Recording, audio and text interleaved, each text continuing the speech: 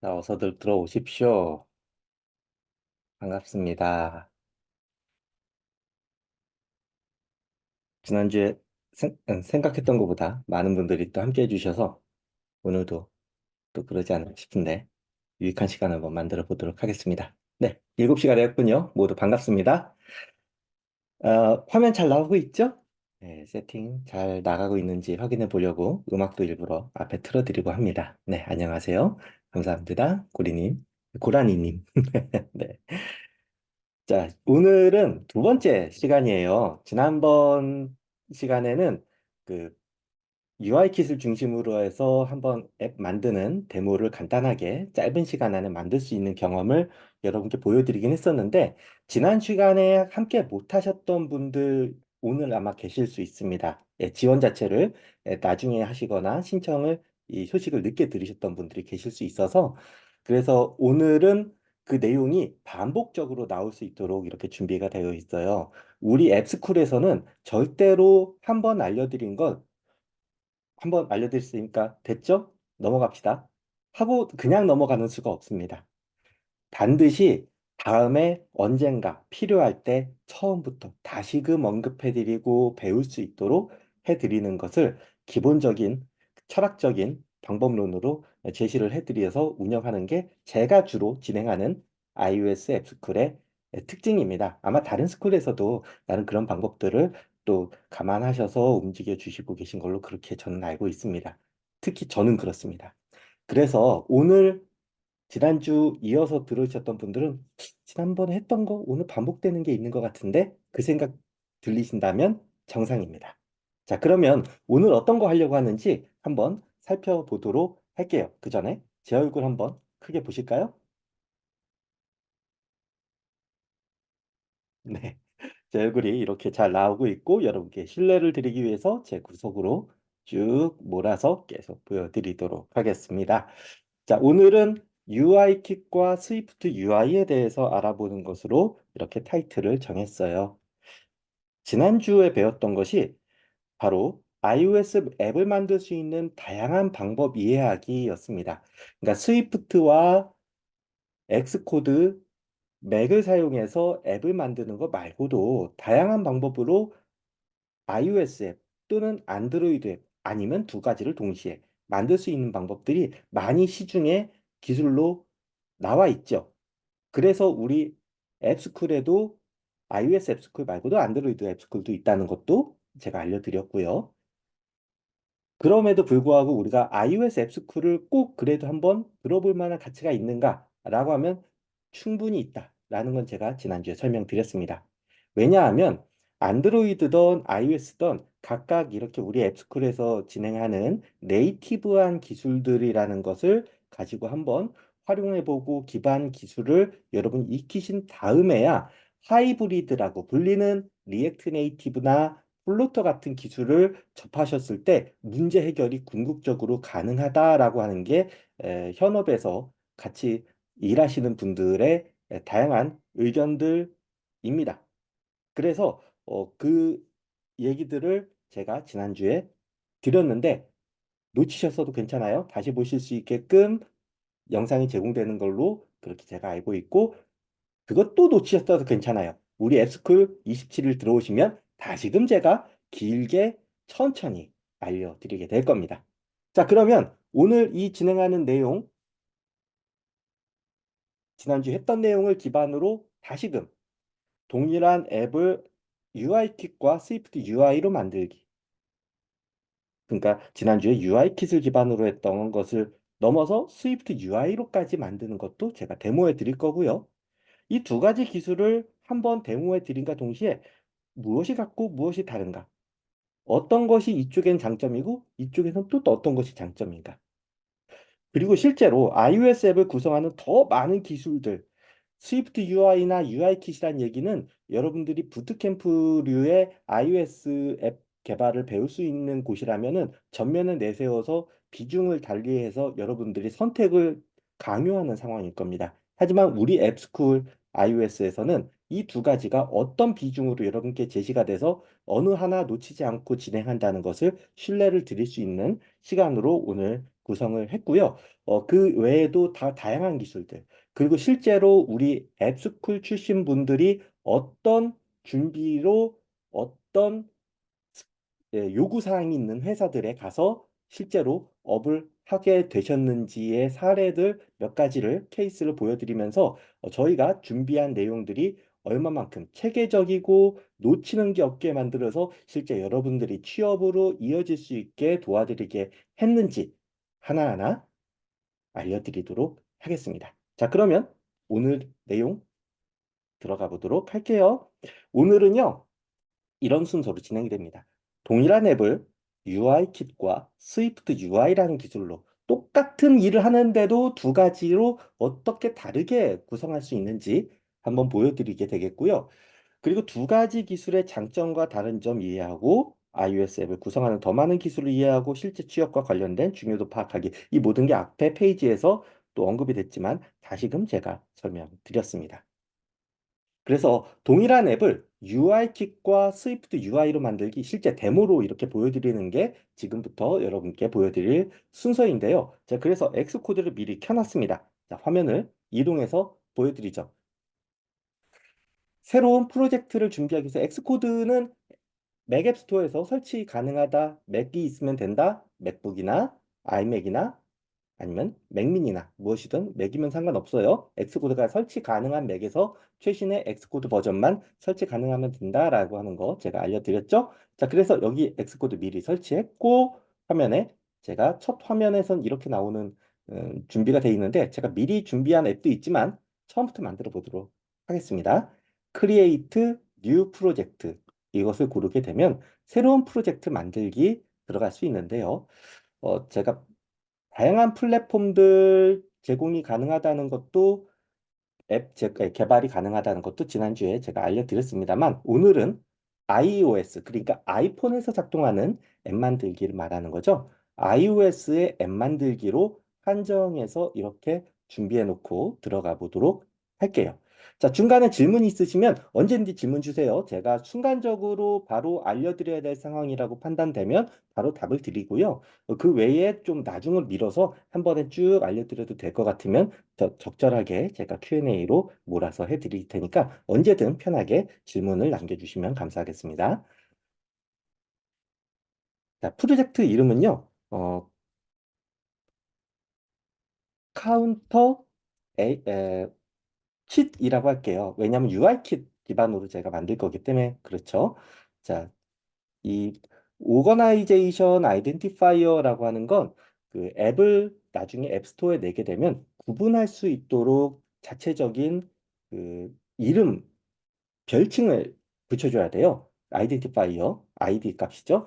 이거 붙여줘야 되는데 보통은 그 조직이나 회사나 개인이 가지고 있는 인터넷 홈페이지 주소를 역순으로 적는 순서로 보통 작성을 해요. 그런데 이 테킷 웹사이트가 techit.education이죠. 그래서 거꾸로 한번 적어보겠습니다. education.techit 맞나요?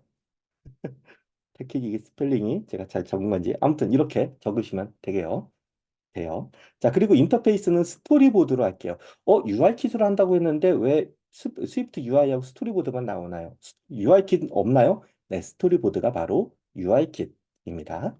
스토리보드 그리고 언어는 스토리보드를 했을 때는 오브젝티브-C도 선택이 가능한데 일단 스위프트를 선택할 거예요. 하지만 오브젝티브-C를 우리가 놓칠 이유는 절대 없어요. 이 이유는 이따가 취업 사례를 통해서 제가 알려드릴 거고 우리가 오브젝티브-C도 제대로 가르쳐 드린다는 상황도 다시금 여러분께 안내해 드릴 겁니다. 그 외의 내용은 일단 선택을 하지 않는 걸로. 왜냐하면 간단한 앱이기 때문에 그래요. 다음으로 넘어가죠. 패킷 바탕화면을 제가 만들게요.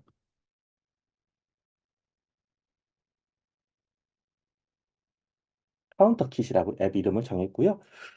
스토리보드로 준비가 되어 있기 때문에 스토리보드 같은 경우에는 미리 보기가 거의 안 돼요. 그래서 미리 시뮬레이터를 띄워서 작동을 해야 되니까 시뮬레이터는 아이폰 15 프로 버전으로 준비해 놓고 그냥 한번 바로 실행을 해 볼게요. 자, 실행을 하게 되면 약간의 시간은 걸리겠지만 제가 여러분께 빠른 그 데모 진행을 위해서 현재 상용으로 팔리고 있는 맥 중에 가장 빠르고 비싼 걸로 준비가 되어 있습니다. 이 정도 투자는 해야 여러분께 신뢰를 드릴 수 있고 여러분의 집중력을 흐트리지 않으면서도 진행이 가능할 수 있기 때문에 저희가 그런 준비도 꼼꼼하게 하고 있다라고 하는 거 다시금 좀 자랑하고 싶어서 이 시간에 말씀드립니다. 이래야 이 실행하는 시간에 오디오가 비우지 않겠죠. 예, 바로 실행을 하니까 살짝 좀 꿈뜨는 게 있었네요. 하지만 바로 이렇게 뜹니다. 예, 빠르게 뜨죠. 아무것도 안 나오죠. 아무것도 안 나온 이유는 단순합니다. 아무 코딩을 안 했기 때문이죠. 그럼 우리가 이제 코딩을 통해서 여기에 기능을 부여해 보면 되겠습니다. 밑에 경고문 같은 게 가끔 나오는데 이런 부분은 나중에 더 디테일하게 저희가 안내해 드리겠지만 지금은 무시하셔도 됩니다. 좀 당황하실 것 같아서 말씀드리고요. 먼저 해야 될 것은 자, 실행을 중단하죠. 그리고 실행을 중단해 놓고 메인이라고 하는 스토리보드 파일을 가면 아닙니다. M2 울트라입니다. 네, 지금 질문이 나와서요. 참새님께서 M3 아니고요. M3는 울트라가 안 나왔죠? 예, M2 울트라가 현존하는 가장 빠른 맥의 CPU입니다. 램 64기가예요. 자, 여기다가 제가 더하기 버튼 누르면 새로운 것을 여기다 추가할 수 있는데 물론 여러분들 혹시 맥이 없어서 제공되는 그런 분들께 신청하면 제공되는 멋쟁이 사자처럼의 이제 그 대여하는 맥북 정도로도 충분히 여러분들이 그 울트라는 아닙니다.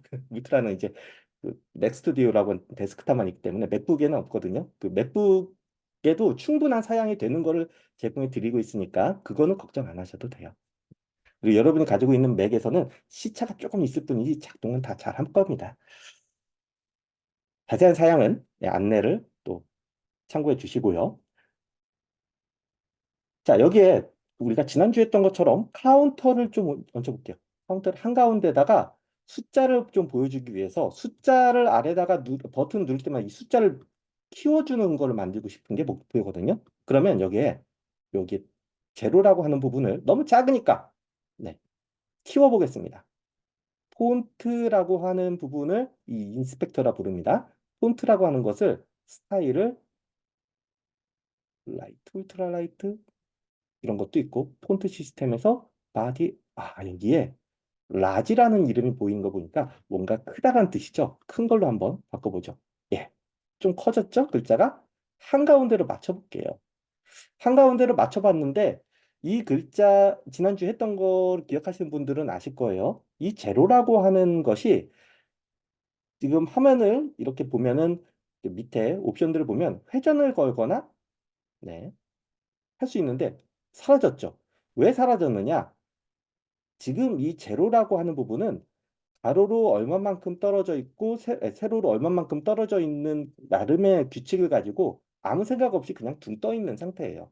그러니까 그 화면 크기가 계속 바뀌거나 회전을 걸어서 화면의 레이아웃이 바뀌거나 하는 상황에 맞춰서 능동적으로 위치가 다시 자리 잡혀서 한가운데 있게끔 하는 그런 기능이 지금 없거든요. 그래서 그런 기능을 추가해 주는 게 이제 제약사항이라고 하는 부분이란데 되는 건데 이 제약사항이라는 걸 통해서 이 화면의 위치를 자동으로 잡히게 하는 기술을 오토 레이아웃이라고 부릅니다. 이 오토 레이아웃에 대한 것도 우리가 더 디테일하게 배우게 될 것이고요. 이 지금은 화면상에서 클릭을 통해서 제약사항을 추가하는 것으로 오토 레이아웃을 쓸 수 있게끔 해드리려고 하지만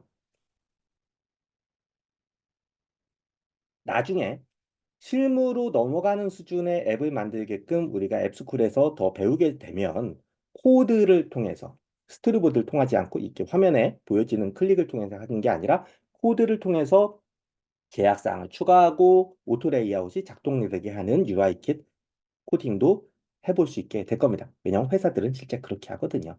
자, 그렇지만 지금은 쉽게 화면에 제약상을 추가해 볼게요. 한가운데 넣는 방법 단순해요.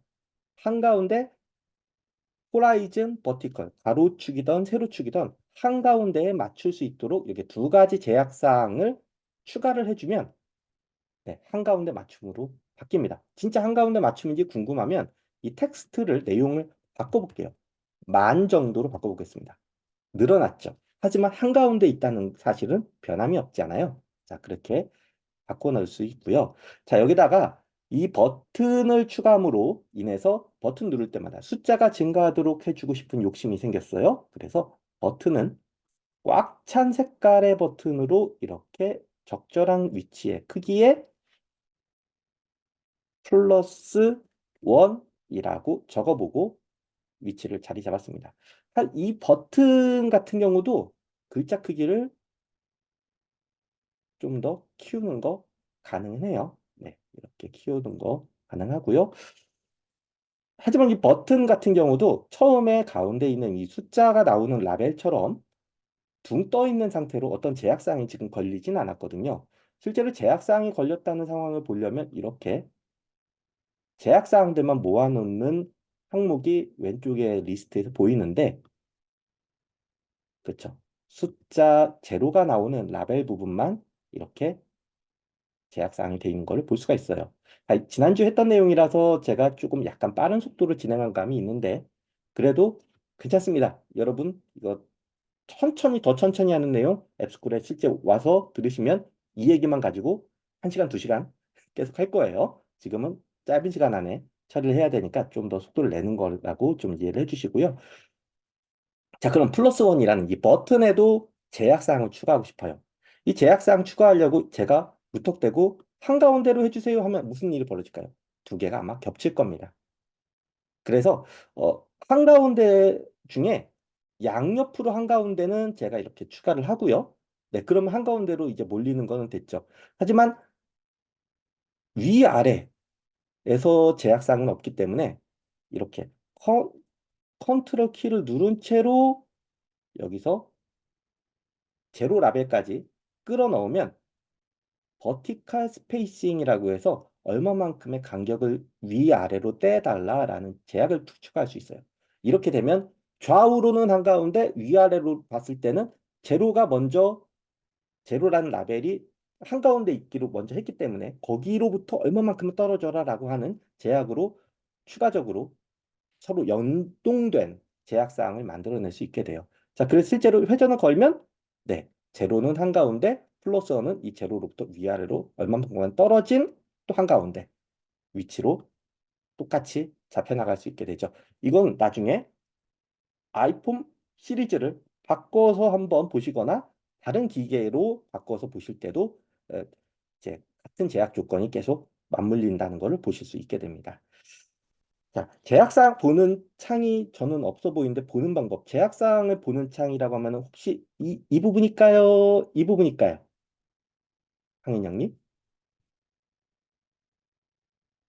목록창 부분이요. 네, 이 부분은 보통 이제 화면이 좁으면은 잘 안 나오는 수도 있어요. 네. 그리고 이게 여기 보시면 여기에 네, 자, 잠깐 볼게요. 쇼 도큐먼트 아웃라인이라고 하는 버튼이 밑에 있습니다.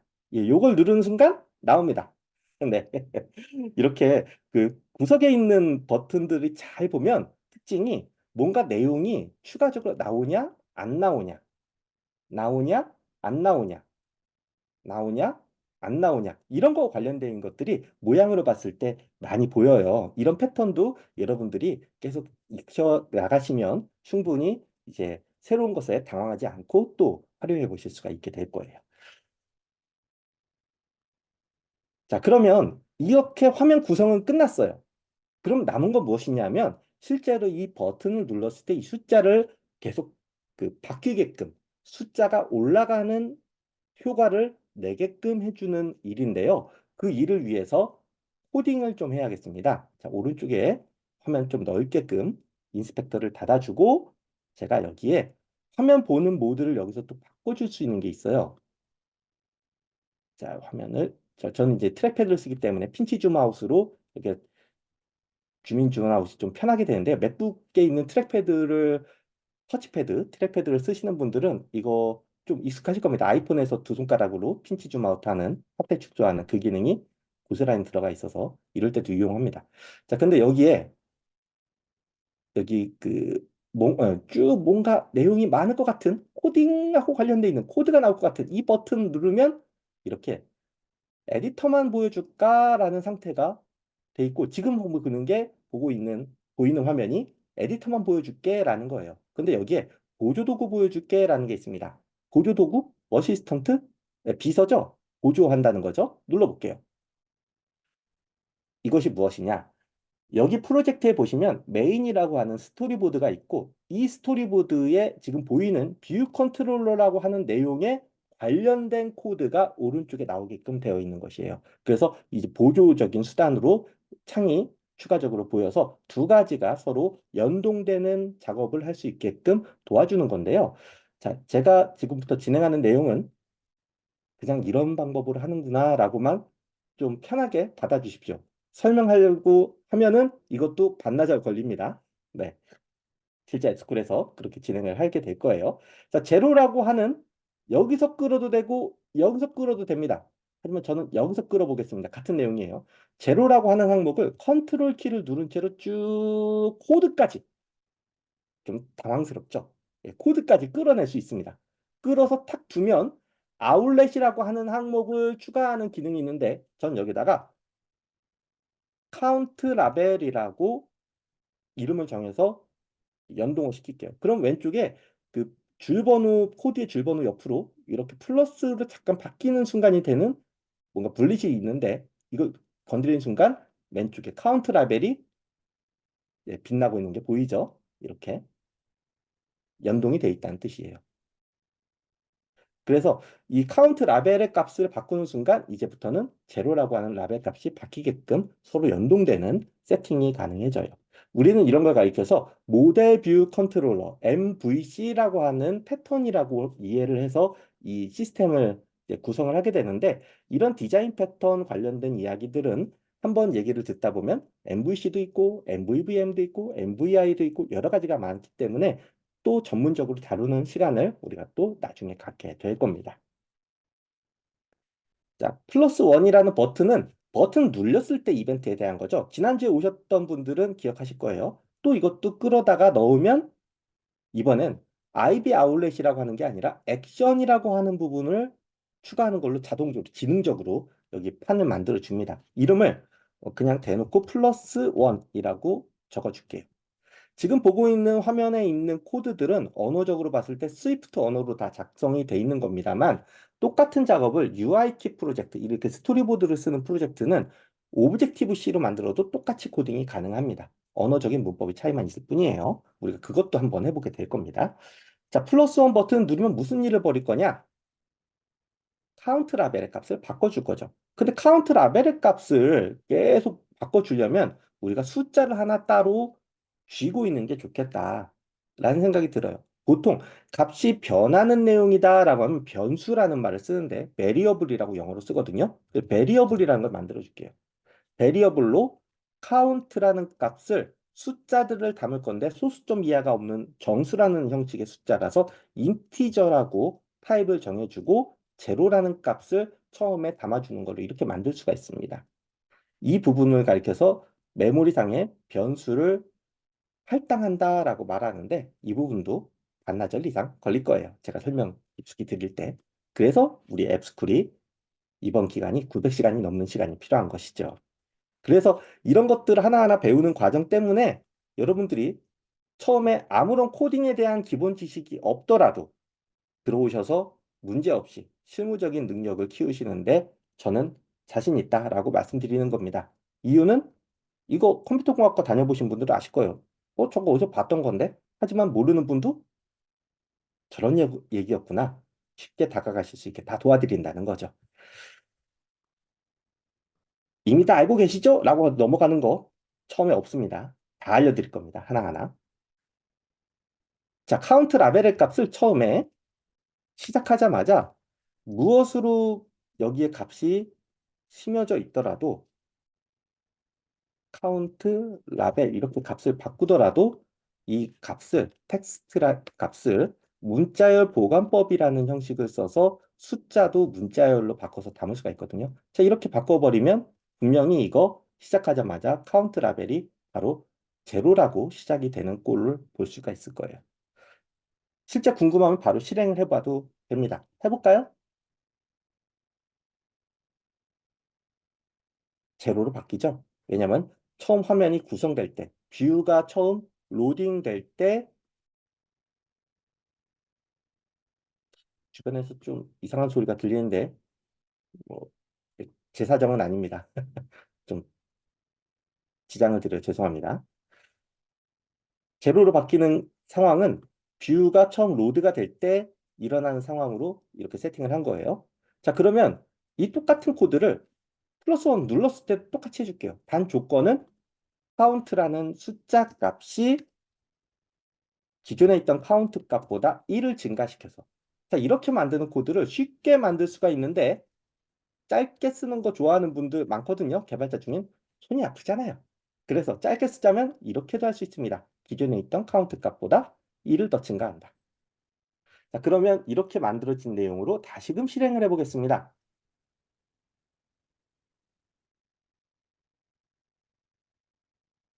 눌러볼까요? 네, 숫자가 늘어나는 걸 볼 수 있죠. 올라가는 걸 볼 수 있죠. 자, UI킷을 기반으로 해서 카운터 프로그램 만드는 것. 지난주에 했던 내용을 다시금 반복한 거긴 합니다만, 지난주에 못 보셨던 분들이라도 오늘 보셨는 데는 뭐 그렇게 큰 문제가 없으실 거라고 저는 생각을 합니다. 이런 식으로 반복을 해요. 앱스쿨에서. 늘 처음 듣는 것처럼 제가 반복을 시켜드립니다. 그래서 앞에서 놓쳤던 것 때문에 포기하고 할 이유가 절대 없습니다. 뒤에 또 들을 거예요. 늘 다시금 제로 베이스에서 제가 알려드리는 반복, 연습, 그리고 여러분의 실습도 그런 연속이 될 겁니다. 자, 그러면 이렇게 카운터 프로그램을 UI킷으로 만들었는데 이런 걸 이제 UI킷이라 부르거든요. 한 가지 방법이 나중에 더 제시된 게 또 있습니다. 바로 이 프로그램을 제가 갖고요. 새로운 프로그램으로 프로젝트를 만들겠습니다. iOS의 앱 만들기인데 똑같은 화면 아까 했던 거니까 좀 빠르게 좀 진행할게요. 하루 종일 반복이라서. 자, 카운터 이번엔 UI라고 이름을 정하고 밑에 스토리보드 정했던 거 있죠? 이걸 스위프트 UI로 바꿔볼게요. 그리고 바로 진행을 해보겠습니다. 이번엔 스위프트 UI를 기반으로 한 앱 만들기입니다. 근데 이렇게 만들게 되면 좋은 점 하나가 UI킷도 이제 프리뷰라는 기능이 이제 지난해부터 들어오긴 했습니다만 아직까지는 시뮬레이터를 통해서 일일이 실행을 해봐야 되는 거 기반이라고 한다면 시뮬레이터 없애버릴게요. 지금 보시는 것처럼 스위프트 UI 기반으로 코딩을 할 때는 기본적으로 이렇게 프리뷰 화면에 대한 구성되는 코드를 제시해 주면서 오른쪽에 미리 보기가 제시가 됩니다. 이 미리 보기는 코딩을 통해서 나오는 모양이 바뀌는 것. 예를 들면 헬로 월드라고 지금 나오는 부분이 있는데 여기를 안녕하세요라고 바꾸면 바로 바뀌죠. 이런 것처럼 바로 적용이 되는 기능들이 가능한데 단순히 그냥 보이는 거에서 끝나는 게 아니라 실행까지 됩니다. 아까 보셨던 버튼 누르면 특정한 일들이 벌어지는 것까지 다 모두 여기 프리뷰 화면에서 일어날 수 있게 되는데요. 자, 그러면 여기 있는 내용을 싹 다 지우고 처음부터 만들어 보도록 할게요. 아무것도 없으면 아무것도 안 나옵니다. 근데 문제는 여기 빨간 줄이 그어지고 있는 이유는 아무것도 없기 때문에 그래요. 아무거라도 있어야 됩니다. 그래서 이 스위프트 UI는 선언형이라는 특징을 통해서 아까 전에 그 UI킷 스토리보드에서 화면에다가 마우스로 끌어다가 라벨 붙이고 마우스를 끌어서 버튼 붙이고 했던 것들을 코드로 이름을 굳이 안 붙여줘도 돼요. 그러니까 우리가 붙이는 닉네임 말고 정확하게 버튼은 버튼, 텍스트만 텍스트 이렇게 모양을 내줄 수가 있는데요. 예를 들면 텍스트라고 하면 아까 그 라벨하고 비슷한 효과가 날 겁니다. 근데 텍스트라는 거 안에다가 제로라고 써볼게요. 너무 작죠? 자, 그래서 이 제로에다가 폰트 값을 점 찍고 수정자라고 부릅니다. 점 찍고 여기 뭐 라지 타이틀 이렇게 정해주면 글자가 커집니다. 바로. 지금 이게 무슨 얘기야? 하신다면 아까 UI킷하고 봤던 그 함께 하셨던 개념을 그대로 여기다가 들고 들어왔을 때 상당히 부담이 되거든요. 개념이 완전히 달라서 그래서 그냥 모양을 이렇게 낼 수 있구나 정도로만 지금 이해하시는 게 차라리 마음 편하실 겁니다. 두 개의 같은 점 다른 점은 나중에 천천히 또 배우실 거니까 지금 모양만 내는 거 더 해봅시다. 아까 얘기됐던 기능 중에 글자가 이렇게 보이는 거 밑에 버튼이 보이는 거 있었죠? 버튼은 가로를 열면 버튼 이런 식으로 추가할 수 있어요. 코드로. 혹시 이게 뭔 뜻인지 모르겠다. 이게 클로저라고 부르는 문법, 스위프트 문법에 의한 건데 좀 난이도가 있기 때문에 좀 이렇게 말씀드릴게요. 버튼이 있고요. 밑에는 버튼에 보이는 내용, 그래서 여기다가 플러스 원이라고 적어주고요. 위에는 버튼이 눌렸을 때 벌어지는 일 적어주면 됩니다. 근데 지금 상황은 텍스트 버튼이 너무 붙어 있기도 하고 이 글자도 좀 키워주고 싶고요. 여기다가 또 붙일까요? 됩니다. 근데 좀 너무 붙어 있죠? 그래서 여기다가 패딩이라는 값을 넣어주면 주변에 간격을 좀 만들어주면서 실제로 이 미리 보기 모드 중에 프리뷰 모드 중에 이렇게 선택 가능 모드로 바꾸시면 이렇게 그 영역을 미리 보실 수가 있습니다. 코드가 지금 있는 부분의 영역을 이렇게 보실 수가 있어요. 지금은 실행 모드를 중심으로 진행을 할 수 있게끔 하겠습니다. 자, 이런 것들을 모두 가운데를 중심으로 이렇게 벌어져요. 그리고 이런 것들을 묶어주는 것을 가리켜서 이제 스택이라 부르는데 V 스택이라는 거를 쓰게 되면 위아래 기준으로 묶임이 되게끔 해주는 게 보통입니다. 보통 그래서 한 가지로 이렇게 묶어주는 거를 해줍니다. 이렇게 구조를 짜고 나니까 왠지 HTML이라는 거 좀 배워보신 분들 익숙하신 모양새하고 느낌이 좀 닿는 부분이 있을 거예요. 맞아요. 선원형이라는 게 마치 HTML 가지고 웹사이트 만들 때 코딩하던 부분하고 약간 맞닿아 있는 부분이 있습니다.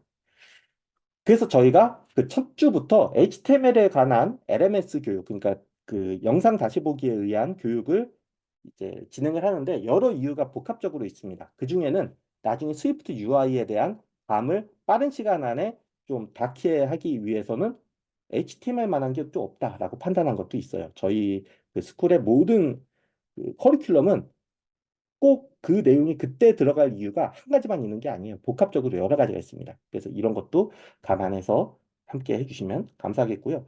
자, 폰트 부분이 중복해서 들어있네요. 이런 것도 여기에다 넣는 게 아니고 여기에 따로 넣는 게 아니고 V스택이라고 하는 거 밖에다가 함께 적용을 해주면 V스택 안에 있는 내용이 모두 큰 글자로 바뀌게끔 해주는 이런 효과도 낼 수가 있어요. 어쨌든 이렇게 해서 모양을 만들었습니다. 모양은 만들었죠. 그렇지만 플러스 원을 버튼을 아무리 눌러도 숫자가 올라가지는 않네요. 숫자를 올리고 싶다면 우리가 여기에 더 많은 코드를 추가를 해야 될 겁니다. 하지만 그렇게 많지는 않아요. 아까 전처럼 숫자를 담을 인티저 값을 여기다가 처음에 할당해서 만드는 코드 똑같이 한번 넣어줄게요. 그럼 카운트 값이 여기에 보이도록 해줄 수 있겠죠? 네, 이렇게 바꿔줄 겁니다. 카운트가 제로니까 처음부터 제로 값으로 나오게 돼요.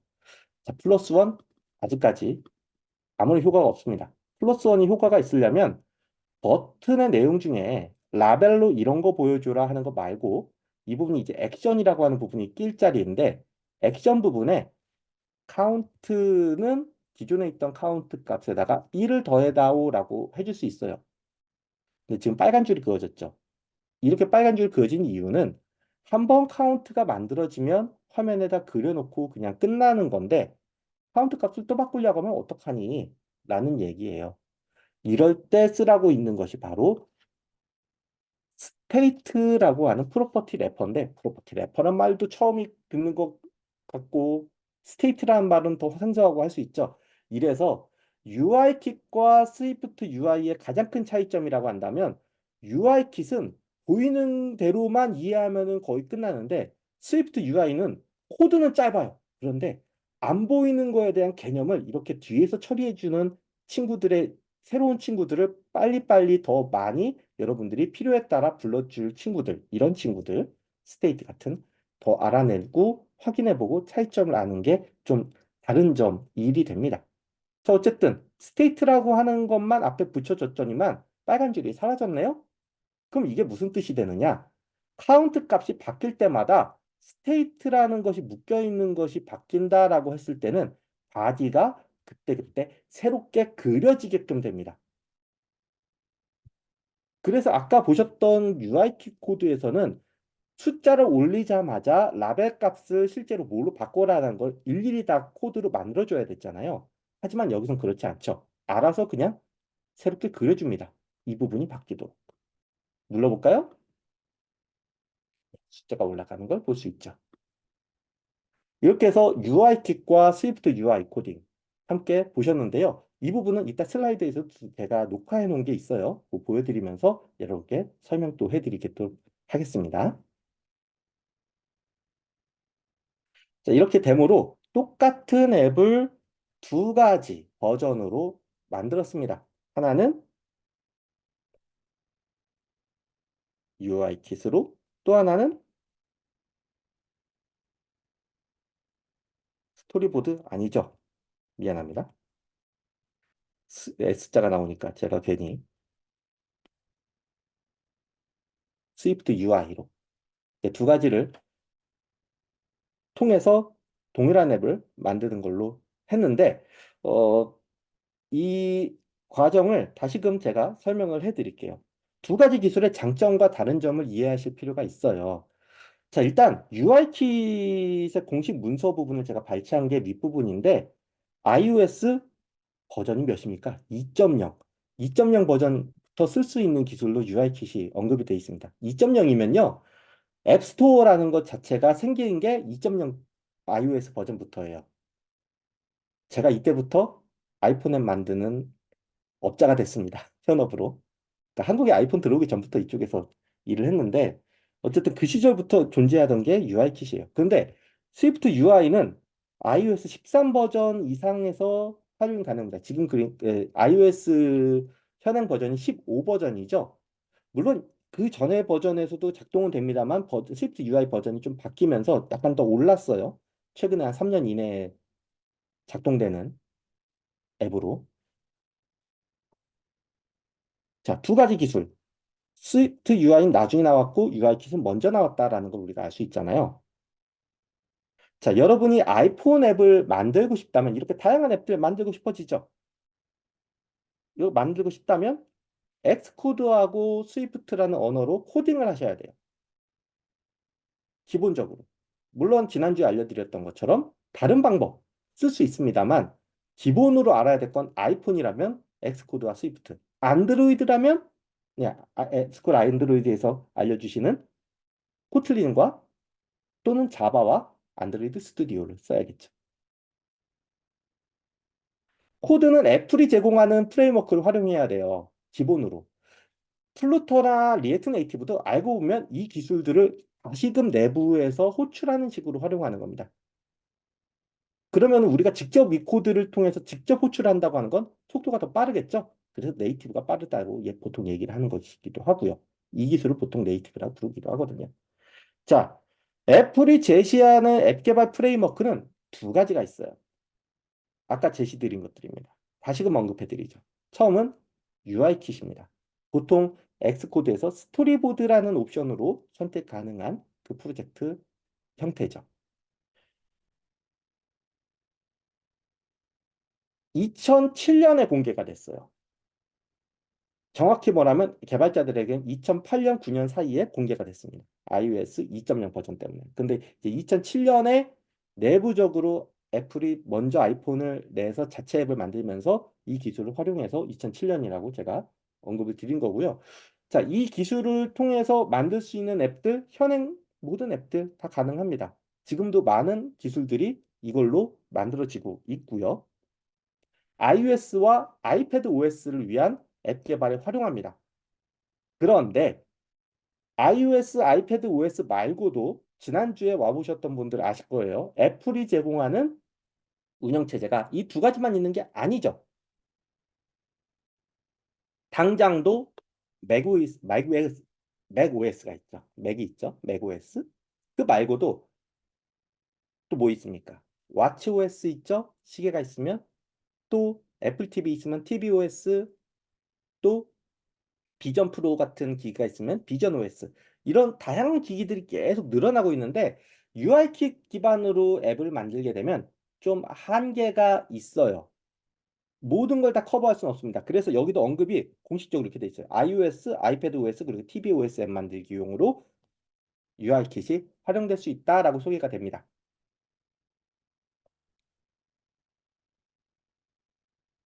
자, 아까 보셨던 개발을 제가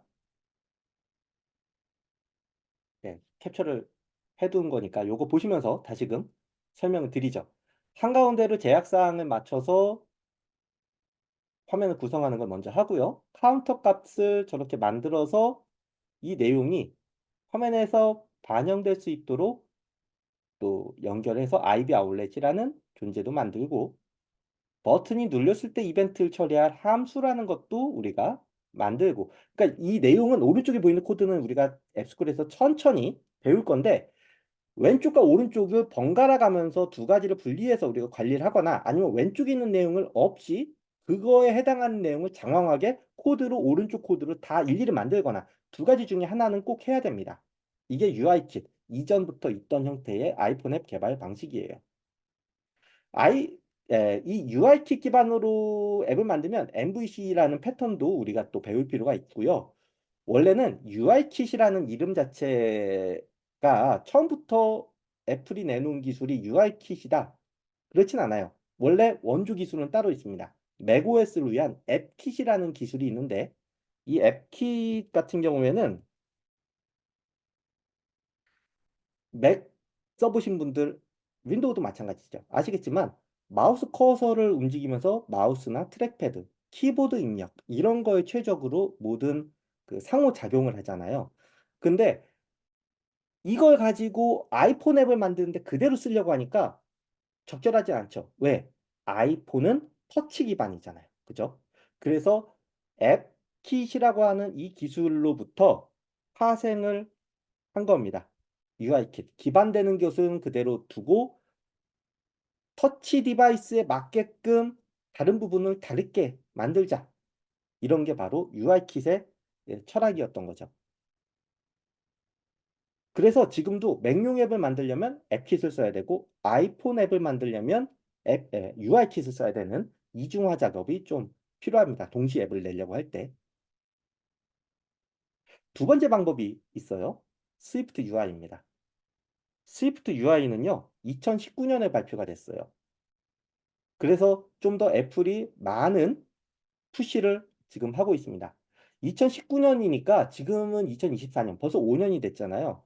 5년 정도 됐으면 이제는 이제 주류 기술로 편입이 됐다고 보셔도 됩니다. 성숙한 기술이라는 거죠. 그러니까 이 기술을 쓰면은 뭐 모든 걸 다 처리할 수 있다는 아니지만 적어도 메인으로 쓰는데 부족함은 없다. 그래서 실제로 그 UIKit과 스위프트 UI를 우리 앱스쿨에서 다 비중 있게 다 알려드리지만 많은 경우에 최종 프로젝트의 선택권을 드리면 스위프트 UI를 많이들 선택들을 하십니다. 이유는 예, 손이 덜 가거든요. 그러니까 굳은 일을 덜 해도 돼요. 굳은 일을 덜 하는 건 내가 편하다는 게 아니에요. 같은 시간 안에 더 많은 시도, 더 많은 기술을 더 넣을 수 있게끔 할 수 있으니까 내 시간을 아낀다는 거죠. 회사 입장에서는 이런 걸 생산성이라 부릅니다. 이런 게 단순히 애플만의 생각은 아니고요. 선원형 인터페이스 개발의 패러다임이라고 해서 2020년대, 특히 2010년대 중반 이후로부터 이런 패러다임이 계속 주류화돼 가고 있었거든요. 플루터라는 기술도 리액트 네이티브라는 기술도 코틀린을 가지고 처리하는 저쪽에 안드로이드의 제팩 컴포즈라는 기술도 다 마찬가지입니다. 스위프트 UI도 그런 것 중에 하나라고 볼 수가 있는데요.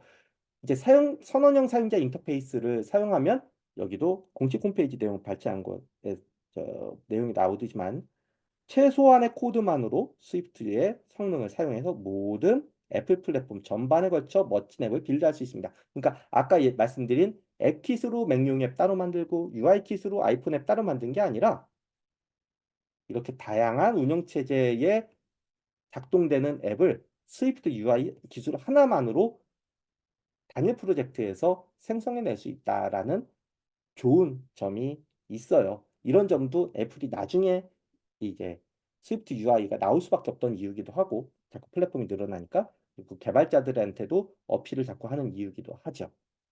그래서 실제로 스위프트 UI로 이렇게 카운트 앱을 만드는 거 아까도 보셨지만 어, 코드는 절대적으로 짧습니다. UI 킷으로 할 때에 비해서 뭔가 그 화면을 넘나드는 이유도 없고 한 가지 화면에서 코드에서 그 안에서 최소의 코드로 결과를 낼 수는 있는데 단 지금 입력하고 있죠? 스테이트라는 저 키워드 저게 무엇을 의미하지? 그리고 저 버튼에서 카운트라는 값만 바꿨는데 화면에 왜 반영이 바로 되지? 이런 메커니즘에 대한 뒷얘기들은 우리가 계속해서 머릿속에서 미리 생각을 하면서 코딩을 해야 되는. 그러니까 코드는 짧아지는데 개발자는 그만큼 약간 더 스트레스를 받는 지점이 있는 건 사실이에요. 그래서 두 가지가 이제 장단점이 있는 거죠. UI킷과 스위프트 UI 모두. 자, 이렇게 이제 카운트랑 값만 바꿔줬는데도 화면에 바로 저렇게 반영이 된다. 이런 걸 가리켜서 데이터 드리븐이라고 개념을 애플은 설명합니다. 데이터 드리븐에 대한 내용도 우리가 다시금 또 앱스쿨 안에서 자세하게 알려드리게 될 거고요.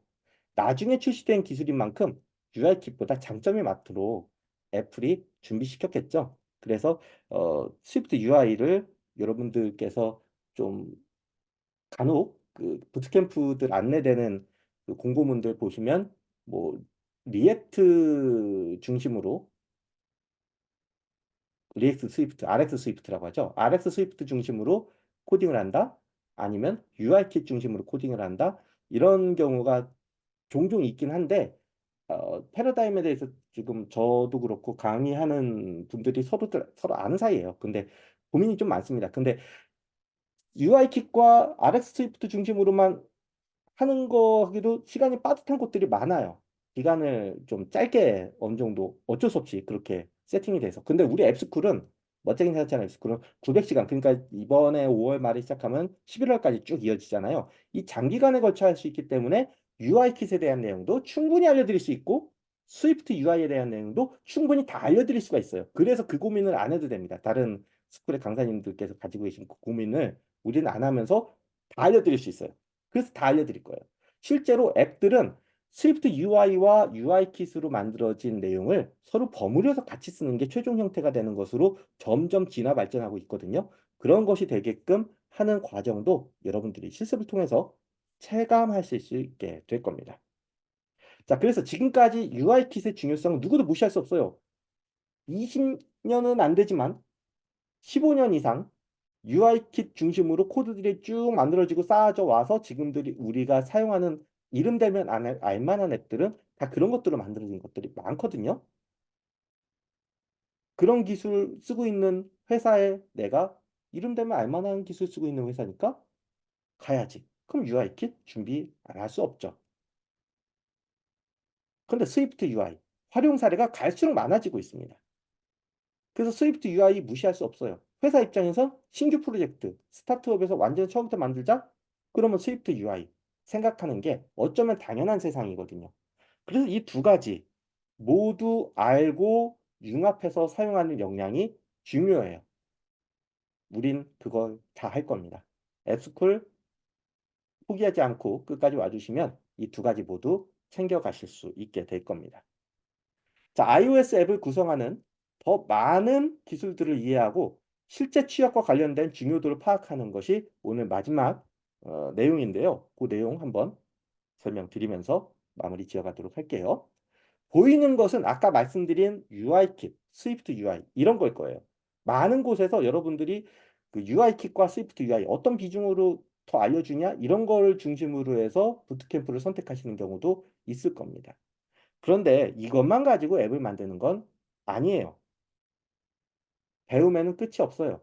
스위프트 UI 당연히 스위프트 언어를 알아야지 스위프트 UI 쓸 수 있겠죠? 또는 이전에 이름 되면 알만한 앱 만드는 회사 들어가겠다 하면 그 이전 기술도 여러분 익히셔야겠죠? UIKit과 어쩌면 오브젝티브-C 언어 자체도 더 배워야 될 수 있습니다. 그거 말고도 컴퓨터의 그 뭐 변순위, 상순위, 문법에 있어서도 가장 기본적인 내용들 또는 코드를 얼마만큼 더 효율적으로 작동되게 만들 것인가에 대한 내용들 이런 것들 표현하는 게 이제 컴퓨터 공학 또는 이제 알고리즘 같은 내용인데요. 이런 것도 우리가 더 알아가야 되고요. 또는 앱에서 끝나는 게 아니라 하나의 서비스로서 우리가 개발을 하려고 들면 백엔드라 불리는 저 서버 어딘가 작동되는 코드를 우리가 이해할 필요가 있거든요. 근데 우리는 백엔드 스쿨은 아니죠. 앱 스쿨이잖아요. 근데 백엔드 스쿨은 우리 머싸 안에도 있긴 있습니다만 그분들이 고생하는 걸 우리가 간접적으로 체험해 볼 필요는 있어요. 왜냐하면 그분들하고 협업을 해서 회사에서 실제로 일할 거니까. 그래서 우리가 할 수 있는 선에서 최선인 건 무엇이냐라고 할 때 파이어베이스 그리고 베이퍼 이런 것들을 우리가 언급하고 배워보는 시간도 가져볼 겁니다. 파이어베이스는 아예 코딩이 필요 없이 백엔드를 구성하는 기술이고 구글이 제공하는 방법입니다. 이거 말고도 최근엔 슈퍼베이스라고 또 존재하는데 그것도 제가 언급드리려고 준비하고 있고요. 자, 그리고 베이퍼라고 하는 기술은 스위프트 언어로 백엔드 코드를 짜는 겁니다. 이런 것도 우리가 배울 겁니다. 그리고 전반적으로 백엔드와 우리 앱 프론트엔드라고 본다면 이 모든 것들을 아울러서 큰 틀에서 어떤 구조를 가져서 서로 데이터를 오고 가게 할 것인가, 하나의 서비스를 어떻게 구축할 것인가, 구조, 아키텍처라고 하는 것도 배우게 될 거고요. 그 밖에도 잘 만들었어요. 그런데 여기서 내 컴퓨터에서만 잘 돌아간다고 해서 끝이 나면 안 되겠죠. 실제 앱스토어에 출시되기까지의 과정에서 자동화하기 위한 여러 가지 방법들, 그리고 또 나 혼자 코딩하는 게 또 아니죠. 내 동료들과 코드가 서로 융합이 돼서 같이 코드가 협업이 되게 하는 방법들, 이런 것들을 하기 위한 수단으로 GitHub, Git, 또 DevOps 같은 기술들도 여러분들이 익히셔야 되기 때문에 이에 대한 만반의 준비도 우리가 하고 있습니다. 그 외에도 디자인적인 얘기도 많아요. 협업이란 무엇인가 관련된 것도 많고 애플이 제시하는 인터페이스 가이드라인이라는 것도 있어요. 휴먼 인터페이스 가이드라인.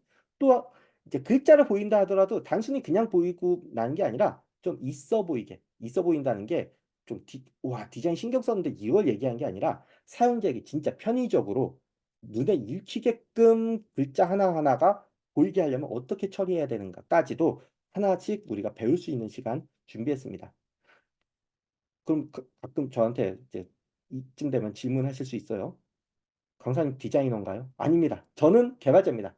우리 그 사전 설명회 때 저 말고 유민영 강사님이라고 같이 계셨죠? 유민영 강사님이 코딩도 잘하시는 개발자기도 하시지만 전공은 디자인 전공을 하셨어요. 그래서 이 부분에 대해서는 확실하게 알려주실 수 있습니다. 실제로 이걸 배우게 되면 디자인 역량도 있는 개발자가 되자는 아니에요. 적어도 회사에 들어가서 디자이너와 가장 소통을 잘해서 디자이너의 의도를 그대로 잘 구현해낼 수 있는 개발자가 되자. iOS 앱 개발자는 그게 가장 필요하다고 저는 믿기 때문에 이런 세팅으로 여러분과 함께하게 준비를 했습니다. 자, 그래서 이 많은 거 그 밖에도 많죠. 머신러닝, 뭐 보안, 데이터베이스, 그리고 또 터미널에서 일일이 명령을 입력하고 마우스 클릭 안 하고 하는 거, 데이터베이스에서 SQL이라는 언어를 써가지고 얘기하는 거, 배울 거 이거 말고도 많습니다. 최대한 많은 걸 좀 깔끔한 선에서 우겨 넣어 보려고 했는데 이거 말고도 많아요. 마치 우리가 밤하늘의 별을 본다고 해서 별들이 그게 세상에 있는 별이 다가 아닌 것처럼 안 보이는 별이 더 많죠? 멀리 떨어져 있어서. 그런 것처럼 여기에 보이는 기술이 전부는 아닙니다. 더 많은 내용들이 있는데요. 그것들까지 하나하나 하나씩 우리가 함께 앱스쿨에서 배워나가게 될 거예요. 그래서 처음 시작을 어디서 하느냐, 그리고 어떤 속도로, 어떤 방법으로 알아가게 되느냐가 중요한데 저희가 앱스쿨이 이번에 여러분이 함께 하실 앱스쿨은 이제 6번째 앱스쿨이죠. 이미 5번에 걸쳐서 충분히 저희가 검증을 받았고 더 잘해드릴 자신이 있습니다. 자, 취업 사례 좀 알려드릴게요. 실제로 저런 것들을 우리 앱스쿨에서 다 배우고 나면 어떤 케이스로 취업을 하게 되느냐? 이런 경우가 있습니다. 오브젝티브 C라는 언어, 스위프트도 아니에요. 오브젝티브 C라는 언어로 작성된 스위프트 언어도 아닌 이 오브젝티브 C 언어로 작성된 스토리보드로 구성된 UI킷 기반 앱 이런 거 할 수 있는 사람을 뽑는데요. 회사에서 실제 있었습니다. 저희 저한테 개인적으로 이런 거에 요구사항이 있는 회사 분이 저에게 제안을 주셔가지고 우리 수료생들, 당시 수료생들에게 제가 공고를 전달했어요. 많은 분들이 도전하셨습니다. 그래서 실제 취업하신 분 계십니다. 그래서 그분이 지금 하고 있는 일 어떤 거 하고 있냐? 수백만 명 이상이 사용하는 통신사 앱 서비스 개발에 참여 이제 들어갑니다. 들어가고 있습니다. 준비하고 계시고 그 내부 교육이 좀 있어서 그리고 그 교육에도 제가 좀 도움을 좀 드리고 있습니다. AS 해드린다는 거예요. 자, 그렇게 끝까지 책임져 드립니다. 그러니까 과거 기술의 끝판왕이죠, 이게. 이런 사례도 있고요. 또 하나 있습니다. 스위프트 언어로 작성된 스위프트 UI 기반 앱 만드는 기술 요구되는 곳이 있었어요. 가장 최신이죠. 아까하고는 좀 대비되죠. 이거를 준비해서 가겠다. 앱스쿨 끝나면 가실 수 있어요. 실제로 이렇게 준비된 분이 가셔서 무슨 일 하게 되냐? VR 관련 업체 가셔서 가상현실 비전 OS용 앱 서비스 만드는 일에 참여하시는 걸로 제가 알고 있습니다. 그래서 지난해 제가 뵀는데 이분 VR 회사에 어쩌다 들어갔는데 비전 프로 나온다는 소식이 저 요즘에 신났습니다. 그 얘기를 저한테 하시더라고요. 잘 됐죠. 자, 또 하나. 자, 저희가 이런 것도 해드립니다. 앱스쿨에서 공부 진짜 잘하셨어요. 그래서 최종 프로젝트에서 상도 받으셨어요. 그런데 수개월 동안 이력서들을 기업에 쭉 보내셨는데 취업을 못 하신 거예요. 연락을 먼저 주시더라고요. 왜 그럴까요? 라고 해서. 그래서 이력서를 달라고 했죠. 저와 유민영 강사님이 이력서를 보자마자 잔소리를 막 준비해서 보내드렸습니다.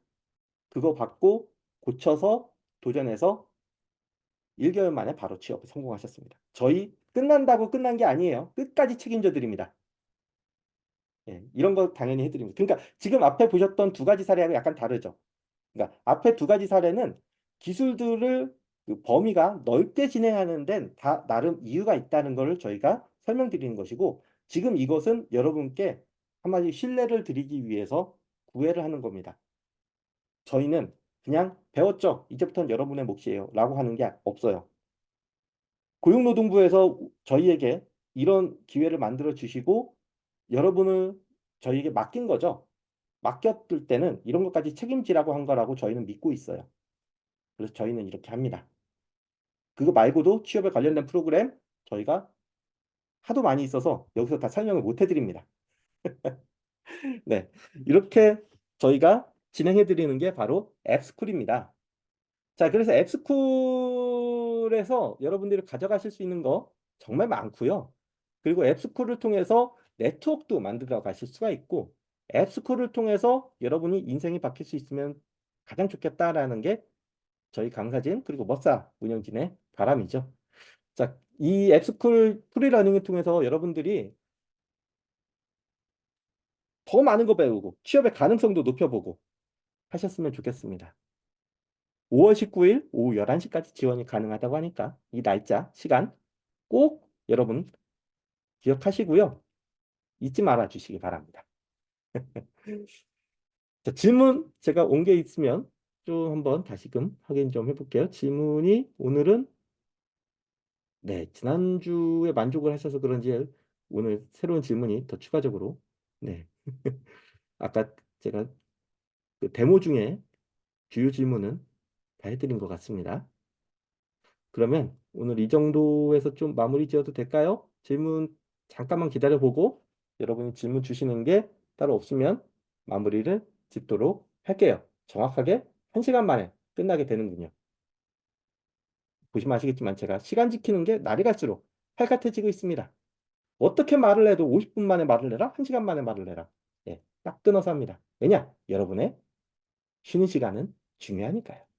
자, 교육 중에 취업하게 되면 수강 취소 처리되나요? 요건 그 규칙이 있어요. 고용노동부에서 나온 규칙이 있어서 맞아요. 조기 취업으로 처리되는 저 규칙에 맞게끔 운영진하고 얘기하시면 되고요. 수업은 몇 명이서 진행하게 되나요? 요거는 이제 그 혹시 실습 말씀하시는 건지 모르겠어요. 강의는 1대 다로해서 저하고 이렇게 진행하는 걸 제가 보여드리는 거고 실습 부분은 이제 그 실습조를 만들어 드릴 거예요. 그 실습조는 저희가 몇 분이 함께 하시냐에 따라서 적절한 그 배분 그리고 그 조들도 처음부터 끝까지 쭉 같은 조로만 진행 안 합니다. 거의 매주 바뀔 거예요. 매주. 왜냐? 더 다양한 분하고 만나서 협업하는 경험을 쌓으시라는 뜻으로. 실제 회사의 상황은 늘 그러니까요. 자, 그런 것도 이해해 주셨으면 합니다. 그래서 어, 그런 것도 봐주시면 좋겠고, 팀 프로젝트 할 때 보통 한 팀에 몇 명이 진행하는지 궁금하고 멘토님들에게 피드백이나 여러 도움을 구할 수 있나요? 네, 멘토님들에게 구하시는 것도 이제 시간 내서 큰 프로젝트 같은 경우가 특히 이제 가능한데, 어, 저하고 실습 시간에는 저를 계속 불러주시면 돼요. 그리고 우리 보조 강사님들도 계십니다. 보조 강사님들도 계속 불러주시면 실습 시간에 디스코드 방에 여기저기 계속 다닐 겁니다. 다 도와드릴 거예요. 심지어는 맥 처음 써봐요. 클릭 뭐부터 해야 될지 모르겠어요. 이런 것까지도 다 도와드리려고 저희가 준비하고 있습니다. 그 몇 명이 함께 하느냐? 네. 그 몇 명이 함께 하느냐는 저희가 인원을 좀 봐야 돼요. 근데 좀 적은 숫자, 큰 숫자 안 되는 적정한 규모를 저희가 늘 세팅을 해왔기 때문에 거기에 맞춰서 또 진행할 거고요. 그 진행하고 나서 피드백을 저희가 계속 받아요. 주간 피드백을.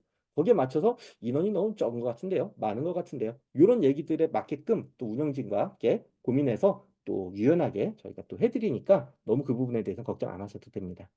그리고 멘토님들은 이제 큰 프로젝트를 현업에서 일하시는 분들이기 때문에 낮에 상주해 주시면서 하시는 거는 좀 쉽지 않으신 분들이 귀한 분들이라 대신 이제 큰 프로젝트를 하시면 큰 프로젝트를 코드 리뷰를 해주실 수 있는 집중력은 확실하신 분들이거든요. 코드 아키텍처는 왜 이렇게 했을까? 이런 것이 더 좋은데 왜 이런 부분은 더 이렇게 하는 것보다는 저렇게 하는 게 좋은데 현업에서 활용되는 코드에 맞춰서 코드를 세밀하게 좀 봐주시면서 피드백해 주시는 게 이제 멘토님들의 큰 역할 중에 하나고요. 그거 말고도 여러 가지 일을 해주십니다. 근데 멘토님들이 이제 함께 해주시는 이유 중에는 제가 몸이 하나라서 그런 것도 있어요.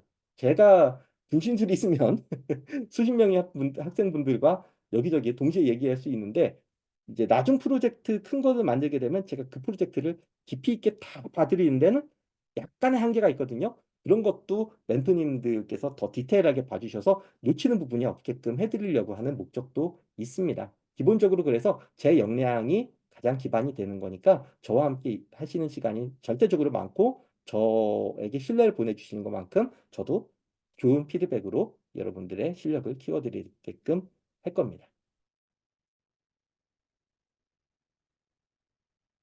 네, 8시가 살짝 넘었네요. 자, 그러면 이 정도로 오늘 마무리하고요. 다시 보기 기능이 있으니까 기대해 주시고, 그리고 다시 보기 제공이 되겠죠?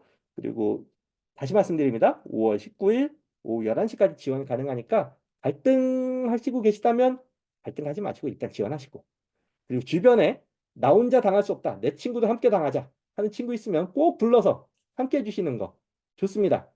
네, 극단적인 사례로 저희 앱스쿨 지인들끼리 서로 밀고 끌고 하다가 원래부터 지인이라고 하는데 나중에 결혼까지 하신 분들도 있습니다. 좋은 일이 생기면 좋죠. 아무튼 지인분들 추천까지 해주시는 거 좋겠죠. 여러분 꼭 5월 27일 많은 분들과 함께 여기서 만나 뵐 수 있으면 좋겠습니다. 그러면 프리러닝 1차, 2차에 걸친 프리러닝 특강 여기서 모두 마치겠습니다. 감사합니다.